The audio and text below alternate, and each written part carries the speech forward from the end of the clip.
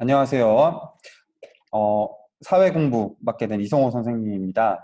자, 오늘은 사회 두 번째 시간 1단원 우리나라 정치 발전에 대해서 공부해 보도록 하겠습니다. 먼저 교과서를 보면서 시작을 해 보도록 할게요. 교과서는 6쪽 펴주시면 됩니다. 자, 여러분들 이 디지털 교과서 사이트, 이 사이트에 들어오시게 되면은 이제 검색은 에듀넷 디지털 교과서라고 치시면 되는데, 이 사이트 이용하는 경우에 디지털 교과서에서 그 필요한 영상 같은 것들도 같이 볼 수 있으니까 이 사이트 이용해 보시는 것도 좋을 것 같아요. 여기 보이시죠? 자, 먼저 오늘 수업 내용 그럼 같이 한번 살펴보도록 합시다. 자, 우리나라 정치 발전이라고 나와 있고요. 지난 시간에 선생님이랑 살펴봤던 이 세 가지 소단원이 나와 있습니다. 자, 여기 큰 사진이 나와 있는데 이 사진 어디의 모습일까요? 그렇죠. 여러분들 뉴스에서 자주 보일 수 있을 거고요. 이 뒤에 보시면은 무궁화 안에 국회라고 적혀 있죠. 지난번에 공부했던 그 국가기관 중에서 국회의 모습입니다. 여기 앉아 있는 분들이 여러분들 부모님께서 직접 손으로 투표하셔서 뽑으신 국회의원 분들이 되시겠죠. 여기 모든 분들이 국회의원인 건 아니고요. 이쪽에는 국회에 필요한 사람들이 참석했을 때 앉는 자리가 되는 거고요. 네, 그리고 여기 가운데 자리가 이제 국회의원석이라고 보시면 됩니다. 이 국회의원분들이 나오셔가지고 의장님이 진행하시는 거에 따라서 각자 모니터에 나오는 내용들을 읽고 여기에 출석을 했는지 버튼을 누르고 혹은 투표에 찬성한다, 반대한다를 누르면은 여기 전광판에서 어떤 사람이 찬성을 했고 어떤 사람이 반대를 했고 어떤 사람이 기권을 했는지에 대해서 표시가 나오게 됩니다. 이쪽에는 이제 기자들이라거나 관람하는 사람들 앉을 수 있도록 2층 자리가 마련되어져 있습니다. 아마 이 사진도 2층 자리에서 찍었겠죠. 그럼 영상 한번 보도록 합시다.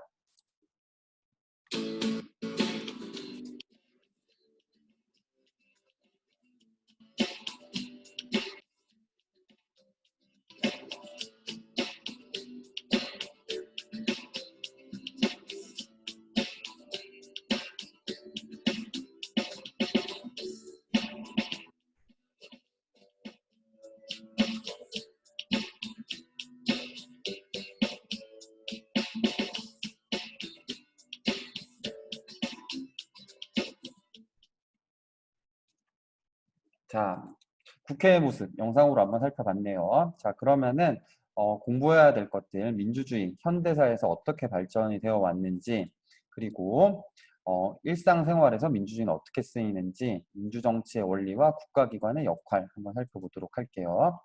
자, 민주주의의 발전에 대해서 선생님이 지난 시간에 중요한 사건들 이야기했습니다. 가장 대표적인 사건으로 교과서에는 어떤 사진이 나와 있나요? 네, 바로 6월 민주항쟁 사진이 나와 있죠.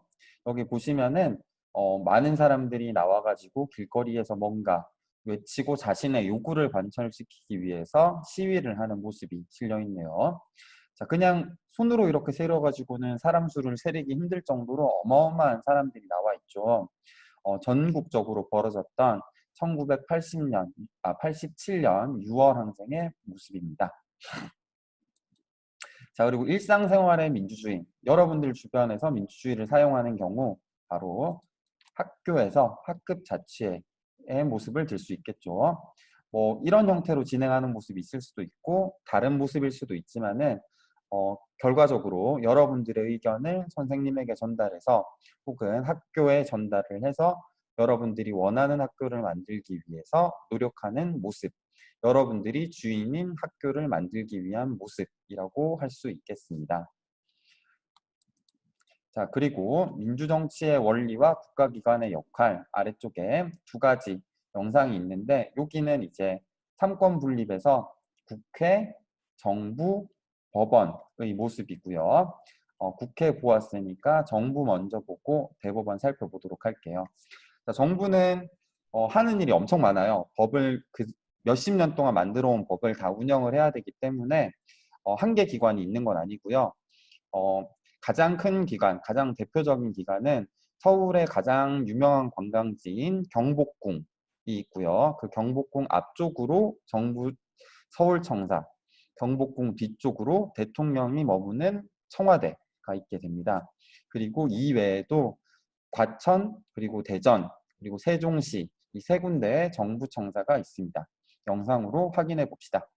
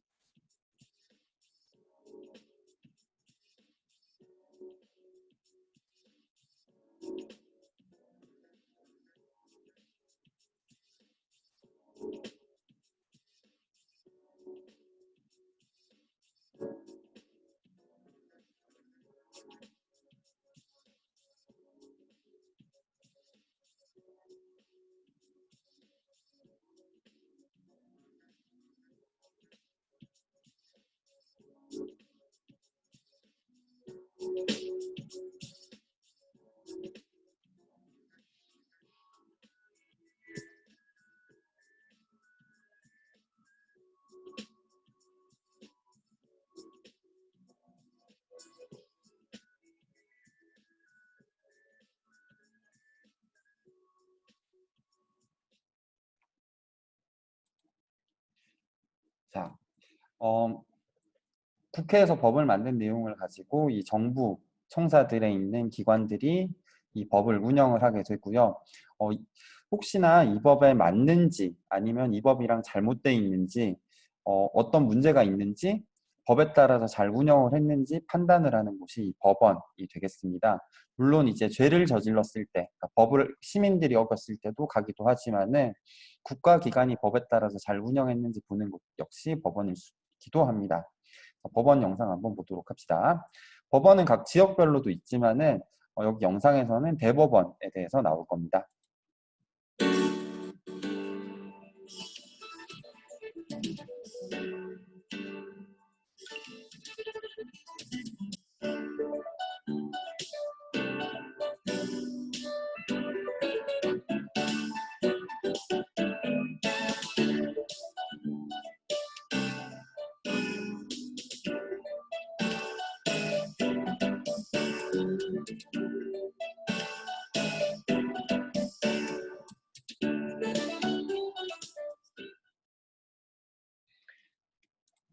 자, 그래서 이번 단원에서는 여기 있는 네 가지를 공부하게 되겠습니다.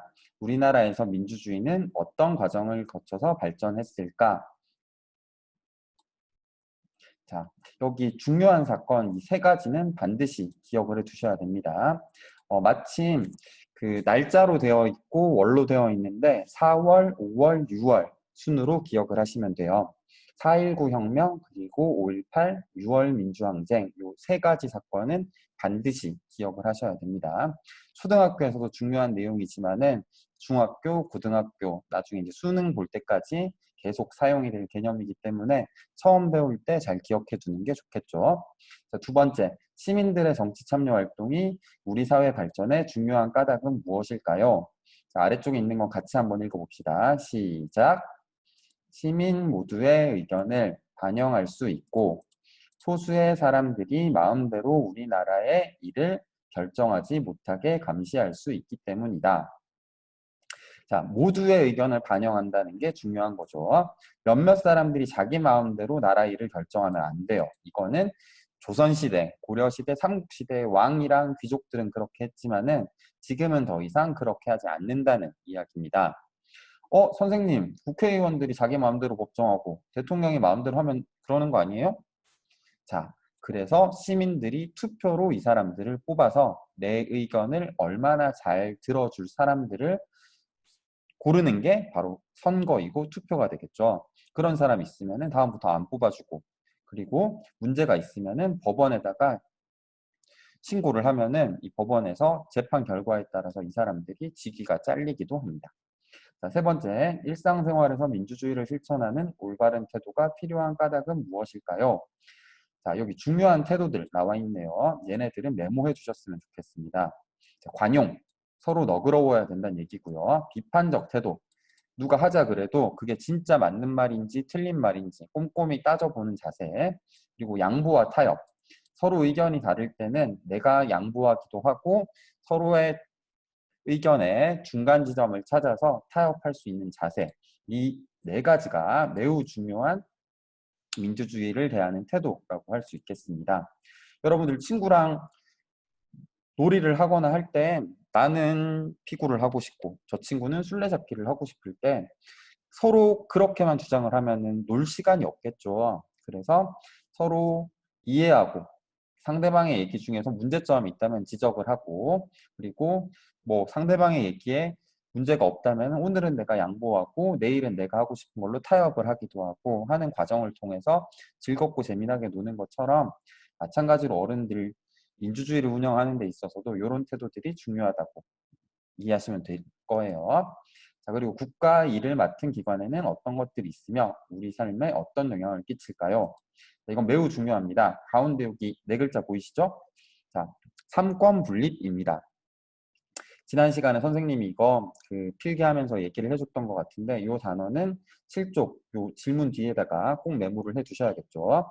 자, 삼권 분립을 얘기할 때 이 법으로 입법부, 행정부, 사법부, 국회, 정부, 법원, 이 세 가지는 기억을 하셔야 돼요. 민주주의를 실현하기 위해서 이 세 가지 기관한테 나누어서 시키게 됩니다. 이것을 삼권 분립이라고 하고요. 한 개 기관이 모든 것들을 다 마음대로 할 수 없도록 하기 위해서 서로의 권한을 나누어 놓는 겁니다. 국회에서는 법을 만들고 법에 따라서 운영하고, 그리고 법을 어겼으면 처벌을 받을 수 있도록 하는 것이 이 단계라고 보시면 되시겠습니다. 자, 우리나라가 민주주의를 스스로 만들어낸 건 아니에요. 이 민주주의라고 하는 거는 이제 그리스 아테네 시절부터 시작이 되어서 이제 서구 문명에서 주로 발전이 되어 왔었고, 우리나라에서는 이 민주주의가 아닌 다른 형태로 정치 발전이 이루어져 왔었습니다. 특히 뭐 유교로 대표되는 그 대표자들의 심성을 올바르게 가꾸기 위해서 발전을 해왔는데, 아무래도 민주주의라고 하는 체제는 프랑스 혁명으로 시작해서 유럽 쪽에서 미국으로 건너가서 우리나라에 들어왔다 보니까 민주주의의 대표 사례를 얘기하면은 보통 링컨을 이야기를 합니다. 링컨에 대해서 한번 살펴보도록 할게요. 링컨 게티스버그 연설, 이 매우 유명합니다. 이건 아마 여러분들이 중고등학교 가게 되더라도 계속 보게 될 지문일 텐데요. 한번 들어보도록 할게요. 미국 남북전쟁이 진행되던 1863년, 펜실베니아 주의 게티즈버그에서 일어난 전투는 5만 명이 넘는 많은 사상자를 냈다. 당시 대통령이었던 링컨은 이곳을 찾아 죽은 병사들을 추모하는 연설을 했다. 우리 조상들은 자유와 평등의 원리를 지키는 새로운 나라를 만들었고, 이를 지켜내기 위해 많은 사람이 희생되었습니다. 이제 우리는 이곳에서 싸웠던 그분들이 애타게 이루고자 염원했던 아름다운 나라를 만들려고 노력해야 합니다. 앞으로 우리가 헌신적인 노력을 기울일 때 우리 모두는 새롭게 보장된 자유를 누릴 것이며, 국민에 의한, 국민을 위한 정부는 지구상에서 영원히 사라지지 않을 것입니다. 자, 링컨 하면은 보통 여러분들은 노예 해방으로 기억을 하실 텐데요. 링컨은 어마어마한 사람이었죠. 가장 대표적인 연설, 게티스버그 연설입니다. 요 마지막에 나오는 요 말이 이제 그 연설에서 가장 좋은 예문으로 쓰이는 대표적인 사례고요. 국민의, of the people, 이제 뭐 영어 잘하는 친구들은 이해를 하겠죠. 못하는 친구들도 그냥 한글 있으니까 이거 듣고 보시면 돼요. 자, 국민에 의한, by the people, for the people, 국민을 위한다. 자, 정부라고 하는 국가는 누구 거다? 네, 국민의 것이다 라는 거예요. 국민이 소유하고 있는 것이 정부라는 의미입니다. 그리고 국민에 의해, 국가는 누가 운영을 해요? 국민이 운영을 한다는 겁니다. 그리고 이 정부가 존재하고 운영하는 이 모든 것은 누구를 위해서 한다? 국민을 위해서 한다. 자, 이 링컨의 연설 속에서 우리 민주주의에 대한 내용을 알 수가 있어요. 그동안은 왕이 다스리던 나라에서는 국가라고 하는 것은 모든 것이 왕을 위해서 존재를 했었고 왕이 마음대로 운영을 했었고 왕의 나라였지만은 이 민주주의에서는 국민이 이 나라를 가지고 있고 국민이 이 나라를 운영을 하고 있으며 국민을 위해서 이 나라가 존재한다라는 겁니다. 그래서 여러분들이 억울한 일이 생기거나 문제가 있을 때 이 국가에게 해결을 요구할 수 있는 제도가 만들어지고 있는 것이죠. 자, 그러면은 여러분들이 민주주의 사회에서 자유를 누리고 권리가 보장되게 살고 있는데, 자, 중요하다고 생각되는 낱말 여러분들이 몇 가지 한번 적어보도록 합시다. 잠시 멈춤 누르시고 여기에서 어떤 단어들을 이용해서 우리의 나라를 채워가면 좋을지 정리 한번 해보셔요. 자, 내가 살고 싶은 나라의 모습을 떠올려 보시면서 말풍선, 뭐 6개를 다 채울 수도 있겠지만은 못 채우겠으면 최소한 4개 이상은 채워보도록 합시다. 4개 이상이요. 자, 다 채우셨죠? 선생님은 여기에서 뭐 여러 가지를 채우고 싶은데요. 일단 존중이 중요할 것 같아요. 존중과 배려. 국민을 배려하고 존중할 수 있는 나라면은 좋을 것 같아요. 그리고 또 정의로운 나라였으면 좋겠어요. 뭐 여러분들도 다양한 의견들을 여기다 남겨주실 수 있겠죠. 다 적어주셨으리라 생각하시고 다음으로 한번 넘어가 보도록 할게요. 자, 아래쪽은 대한민국 헌법 전문입니다. 전문이라고 하는 건 헌법 앞에 나와 있는 글이라는 뜻이고요.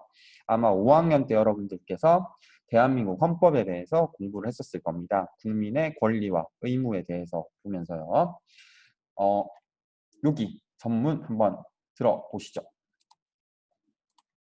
오랜 역사와 전통에 빛나는 우리 대한국민은 3.1운동으로 세운 대한민국 임시정부의 법통과 불의에 한거한 4.19 민주 이념을 이어받고 조국의 민주개혁과 평화통일의 사명을 따라서 정의, 인도와 동포 사랑으로 결의의 단결을 튼튼히 하고 모든 사회의 나쁜 버릇과 옳지 못함을 깨뜨리며 자율과 어울림을 바탕으로 자유민주의 기본 질서를 더욱 튼튼히 하여 정치, 경제, 사회, 문화의 모든 영역에서 사람마다 기회를 고르게 하고 능력을 한껏 떨쳐내게 하며 자유와 권리에 따르는 책임과 의무를 다하게 하여 안으로는 국민 생활을 고르게 높이고 밖으로는 올해 세계 평화와 인류가 함께 번영하는 데에 이바지함으로써 우리들과 우리 자손의 안정과 자유와 행복을 영원히 마련할 것을 다짐하면서 1948년 7월 12일에 제정하고 8번에 걸쳐 고친 헌법을 이제 국회의 의결을 거쳐 국민투표에 따라서 고친다. 1987년 10월 29일. 자, 여기 헌법 전문 쭉 보셨을 텐데 중요하다고 생각하는 단어 혹은 여러분들이 마음에 드는 단어들 쭉 보시면서 한 5가지 혹은 뭐 더 있으면 더도 괜찮고요. 동그라미 한번 쳐보도록 합시다. 중요하다고 생각되는 단어 혹은 내 마음에 드는 단어 잠시 멈춤하시고 교과서에다가 5가지 정도 동그라미 쳐보도록 합시다. 자, 동그라미 다 치셨나요? 그러면은 선생님이랑 같이 한번 살펴볼게요. 우리나라는 오랜 역사와 전통이 있답니다. 그렇죠. 당군 할아버지가 이 땅에다가 내려와가지고 그 곰이랑 호랑이가 쑥이랑 마늘 먹으면서 지냈던 날부터 쭉 있어 왔죠. 이 대한국민은 뭘로 만들어졌다? 네, 3.1운동으로 만들어졌다네요. 3.1운동 때문에 임시정부가 만들어졌고 그거를 계승하고 있다고 합니다. 그러니까 일제강점기 때 우리나라가 없어서 일본이 지배를 했다는 말이 안 되는 거죠. 우리는 3.1운동 때부터 이 대한민국이라고 하는 것을 만들고 꿈꿔왔었습니다. 그걸 잊고 있고요. 자, 그리고 첫 번째, 이제 조금 이따 공부할 4.19에 대해서 얘기가 나옵니다. 4.19의 민주주의 이념을 이어받는다. 민주주의로서 처음으로 그 시민들이 그 국민들이 국가에 그 자신의 의견을 표현한 게 4.19 혁명이었기 때문에 이제 이 내용을 매우 중요히 다루고 있습니다. 그러니까 여러분들도 반드시 기억을 하셔야겠죠. 자, 여기 보니까 민주개혁과 평화통일이랍니다. 자, 평화통일. 자, 헌법에 평화통일이 명시가 돼 있어요. 이게 무슨 얘기냐? 대통령이 선거 공약으로 북한이랑 싸우겠다 얘기하면은 헌법을 어기는 게 되는 겁니다. 법 중에 제일 중요한 법에서 평화 통일을 규정을 하고 있기 때문에 우리는 평화롭게 통일할 수 있는 나라여야 된다를 선언을 하고 있는 거죠. 자, 그리고 정의롭고 동포를 사랑하고 결의 단결을 튼튼히 하고 우리끼리 잘 뭉쳐야 된다는 얘기는 있네요. 자, 쭉 보다가 사람마다 기회를 고르게 한대요. 여러분들이 공부하면서 혹은 성장을 하면서 내가 좀 불공평한 것 같아 라고 느끼면은 이 헌법에서 기회를 고르게 하라 그랬는데 나한테는 좀 공평하지가 않네? 라고 하면은 여러분들이 이걸 근거로 이제 따질 수가 있는 거죠. 이 불평등을 해소해 주세요 라고 이야기를 할 수 있습니다. 자, 그리고 자유와 권리, 그리고 책임감, 의무 같은 중요한 단어들이 많이 나오고 있네요. 여러분들은 자유롭게 그리고 무언가를 할 수 있는 권리가 있고 거기에 따른 책임도 있고 해야 될 일도 있다라는 겁니다. 자유롭게 누릴 수 있는 것과 국민으로서 해야 되는 것들에 대한 얘기가 같이 있게 되네요. 자, 그리고 여기 보시면은 요 날짜 이상하죠? 자, 여러분들 우리나라 제헌절 언제죠? 네, 7월 17일이어야 되는데 제정한 거는 그거보다 앞선 12일이었고요. 요 사이에 검토를 거쳐서 17일 날 발표를 해서 17일이 현재의 제헌절입니다. 8번 동안 고치고 했던 게 이제 1987년 꽤 오래전에 마지막으로 고쳤죠. 이 헌법은 고칠 때 국민들의 투표를 거치게 되어 있습니다. 요 내용들 아마 공부를 했었을 거니까 넘어가고요. 요 날짜, 재미난 날짜네요. 선생님을 아는 친구들은 요 날짜가 왜 중요한지 알 거예요. 자, 그러면은 조금 있다가 이어서 이제 뒷페이지, 우리나라 정치 발전의 시작, 4.19에 대해서 공부해 보도록 합시다.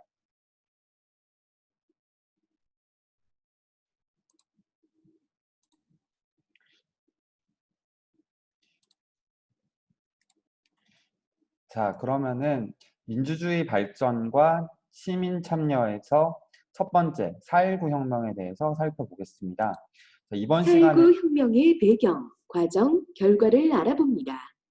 민주주의를 지키기 위한 시민들의 노력을 알아봅니다. 자, 4.19는 매우 길기 때문에 이번 시간이랑 다음 시간 2시간에 걸쳐서 알아볼 겁니다. 먼저 소영이가 아버지와 함께 국립 4.19 민주묘지를 찾아서 기념관에 갔다고 하네요. 자, 4.19 혁명이라고 돼 있는데 혁명이라고 하는 단어 조금 익숙하진 않죠. 자, 혁명이라고 하는 것은 완전히 새롭게 국가나 그 국가의 기초와 제도를 바꾸는 것이라고 생각을 하시면 됩니다. 혁이라고 하는 건 이제 개혁, 바꾼다, 혁신한다, 요렇게 쓰이는 한자라고 생각을 하시면 돼요. 자, 이런 것들을 보면서 아버지께서 민주주의를 지키려고 희생하신 분들에 대해 감사한 마음 어쩌고 저쩌고 얘기를 하시네요. 자, 영상으로 한번 만나보도록 합시다. 국립 4.19 민주묘지는 어떤 곳인가요? 이곳은 4.19 혁명 때 우리나라의 민주주의를 지키고자 싸우다 희생하신 분들을 모신 묘역이란다. 이 사진은 당시 정부가 선거에서 이기려고 사전에 자신들에게 미리 투표해 놓은 투표 용지들이란다.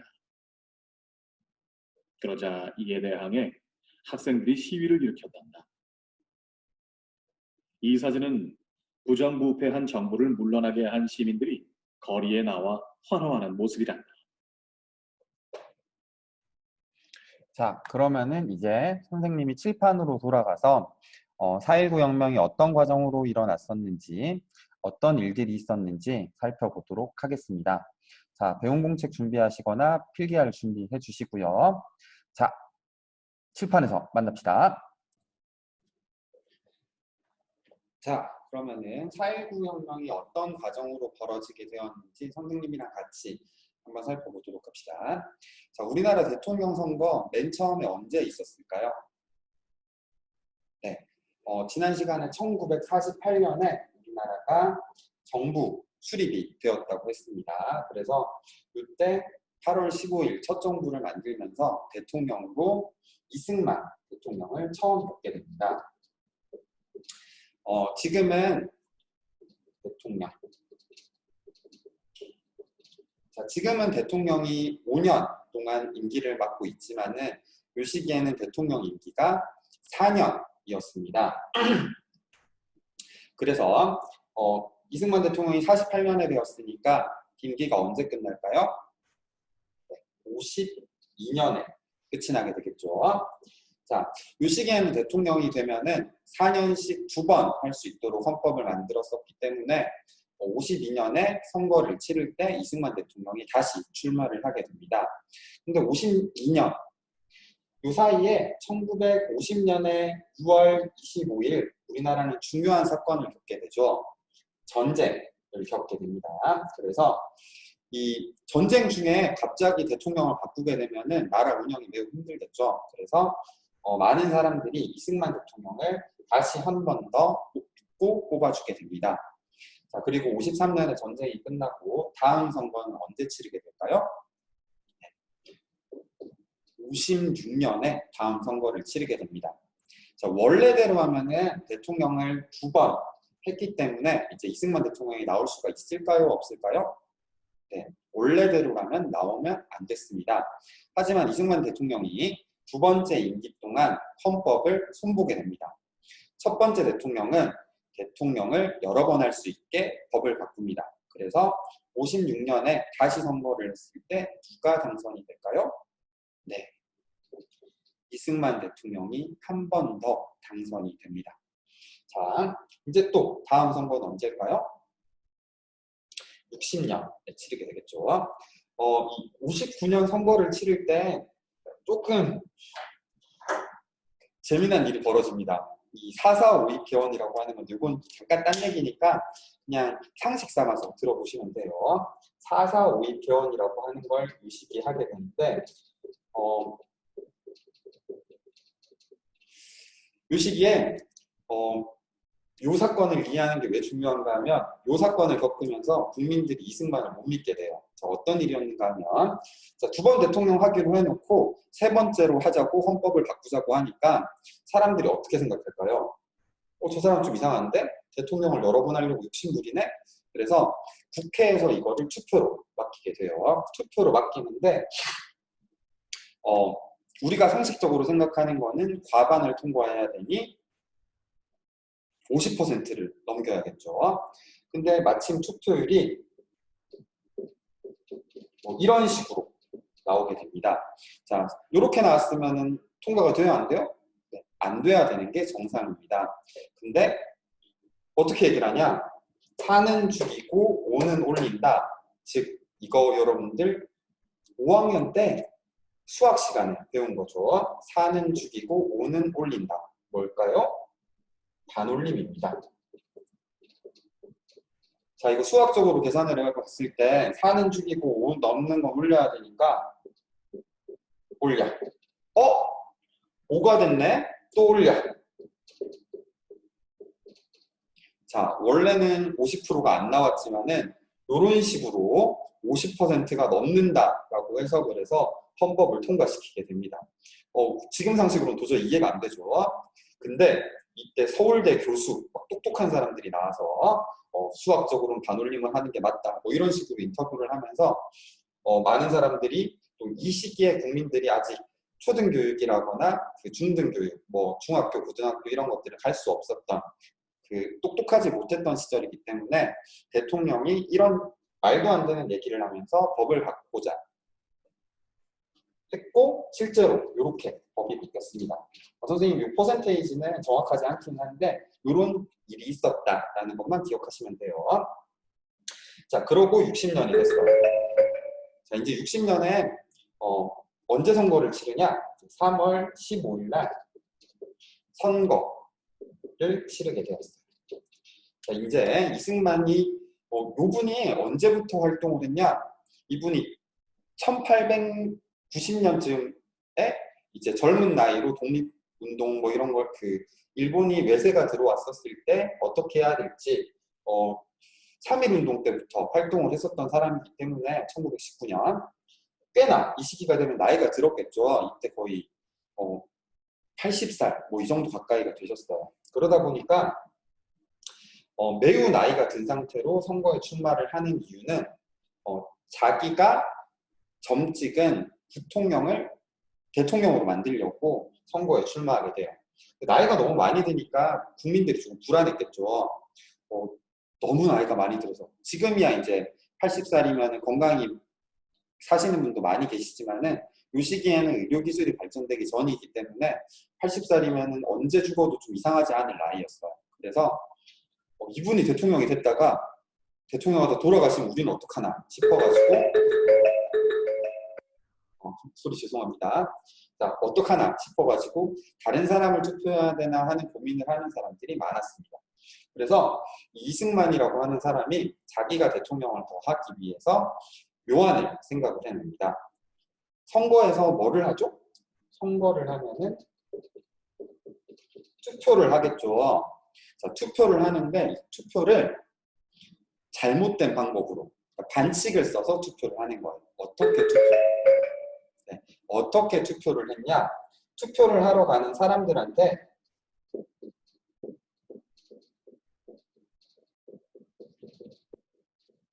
돈을 주는 겁니다. 이때 이제 100원짜리가 집혀였는데 이런 돈을 투표하는 사람들한테 주면서 자, 이승만을 찍어줘. 그럼 이 돈을 줄게. 이렇게 얘기를 하기도 하고요.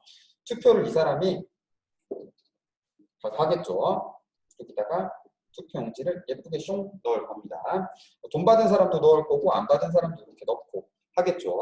자, 이런 사람들이 다 같이 투표를 했었을 때 이 지역에서는 이승만 인기가 별로 없고 조금 투표율이 낮을 것 같다. 그러면은 이 투표용지, 투표함을 버려버리고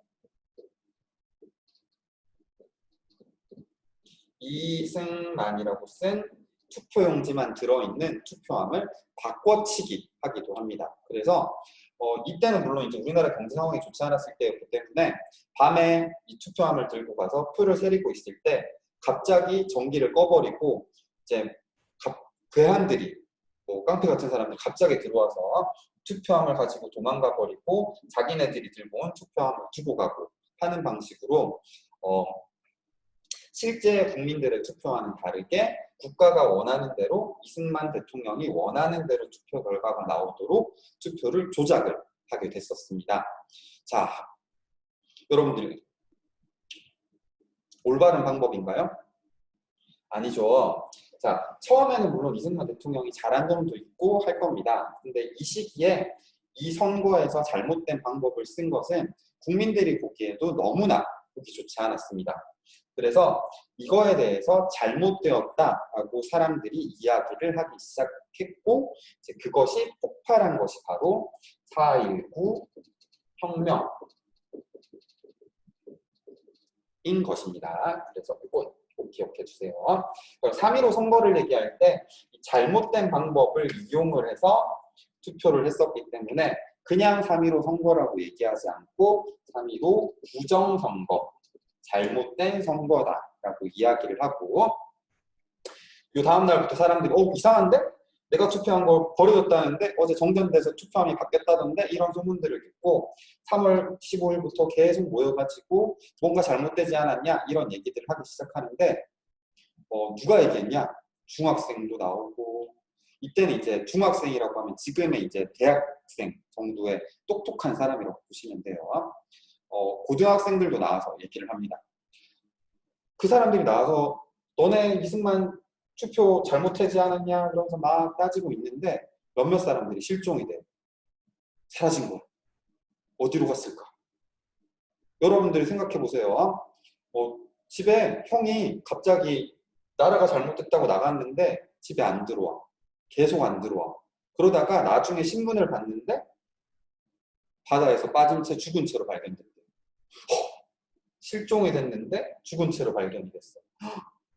국가가 잘못된 선거 가지고 시민들이 뭐라고 했더니 그 사람을 물에 빠뜨려 죽여버린 거예요.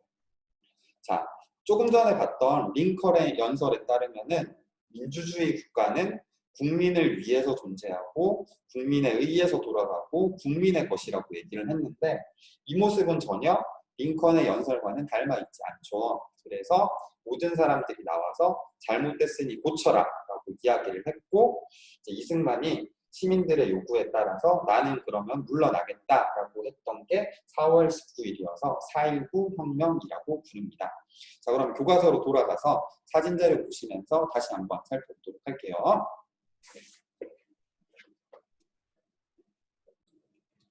자, 우리나라 첫 번째 대통령이었던 이승만은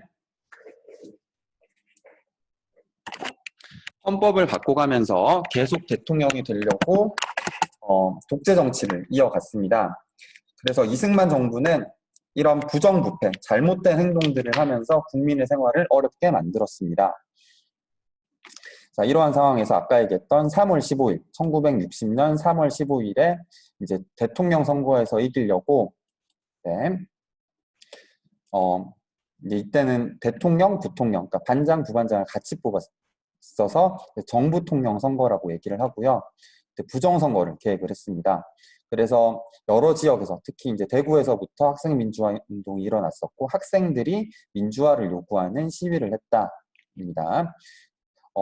그렇지만은 이승만 정부는 부정선거를 해서 선거에서 승리를 거두게 됩니다. 그래서 어떤 방법으로 부정선거를 시행을 했었는지 아래쪽 내용 한번 살펴볼게요. 1960년 3월 15일 제4대 대통령과 제5대 부통령을 뽑는 선거가 실시됩니다. 자유당은 이승만을 대통령으로 이교봉을 부통령으로 당선시키기 위해 수단과 방법을 가리지 않고 대대적인 부정선거를 자행합니다. 2월 28일 대구 고등학생들은 일요일인데도 학교에 등교를 합니다. 야당 유세에 참가한 것을 막기 위해 강제 등교를 시킨 것입니다. 부정선거는 여기서 그치질 않습니다. 기권자와 전출자 등의 표를 여당 후보표로 만들어 미리 투표함에 넣는 사전 투표를 한다면 유권자를 3인조, 5인조, 9인조로 편성해 여당 후보를 찍게 하는 공개 투표를 하는 등 웃지 못할 부정선거가 자행됩니다. 자, 그러면은 여기 선거 내용 한번 보도록 합시다. 유권자들에게 돈이나 물건을 주면서 이승만 정부에 투표하도록 했다. 자, 이때는 우리나라가 매우 가난하던 시기였기 때문에 이 돈이나 물건을 주면서 이승만을 찍으면 이거 줄게 하면서 유혹을 했던 거예요. 국민의 세금 가지고 자신의 이익을 가지려고 했던 거니까 매우 잘못된 행동이 되겠죠. 투표한 용지를 불에 태워 없애거나 조작된 투표 용지를 넣어 투표함을 바꾸기도 했다. 자, 투표한 용지, 그러니까 이승만에 반대하는 투표용지는 불태워버리고 조작된 투표용지, 미리 이승만으로 찍어놨던 투표용지를 마구 넣거나 혹은 투표함을 아예 바꿔버리기도 했어요. 그래서 이 시기에 100명이 살던 마을에서 투표용지만 200개가 나오고 뭐 이런 일들이 비일비재하게 벌어지게 됩니다.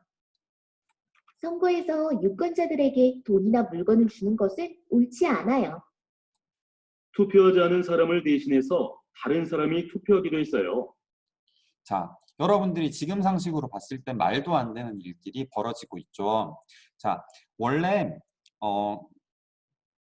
국가가 발전하는 것, 정치가 발전하는 것은 자연스럽게 알아서 발전하는 건 아니에요. 어떤 사람들은 이렇게 욕심을 부리고 잘못된 모습을 보이지만은 거기에 대해서 국민들이, 시민들이 직접 나와서 잘못되었다라고 지적을 하면서 하나하나 조금씩 좋아진 모습이 현재의 모습이라고 보시면 됩니다. 대신 여러분들이 성장을 하면서 현재 부당함이라거나 잘못된 것들이 보이겠죠. 4.19 때, 4.19 여기 참여하신 분들은 선생님, 부모님도 3, 4살 때니까 아마 여러분들 할아버지 정도 돼야지 이 시기에 뭐 라디오로 이 얘기를 접하거나 참여를 했을 것 같아요. 그런 어른들이 잘못된 것에 대해서 자신의 목숨을 걸고 잘못되었다라고 얘기했기 때문에 지금의 나아진 대한민국이 있는 겁니다. 자, 그러면은 이 뒤에 그러면 어떤 과정을 거쳐서 4.19 혁명이 진행되었는지는 다음 시간에 자세히 알아보도록 하고요. 자, 오늘은 4.19 혁명이 일어난 배경과 민주주의에 대해서 간략히 살펴보았습니다. 자, 그러면은 오늘 중요한 단어들 몇 가지는 배운 공식에 메모가 돼야겠죠. 어떤 게 중요할지는 잘 생각을 해보시고 요런 단어들 잘 생각을 해보시고 메모를 해보시면은 좋을 것 같아요. 자, 그러면 다음 시간에 4.19 혁명 진행에 관해서 살펴보도록 하면서 다음 시간에 보도록 합시다. 팽빠!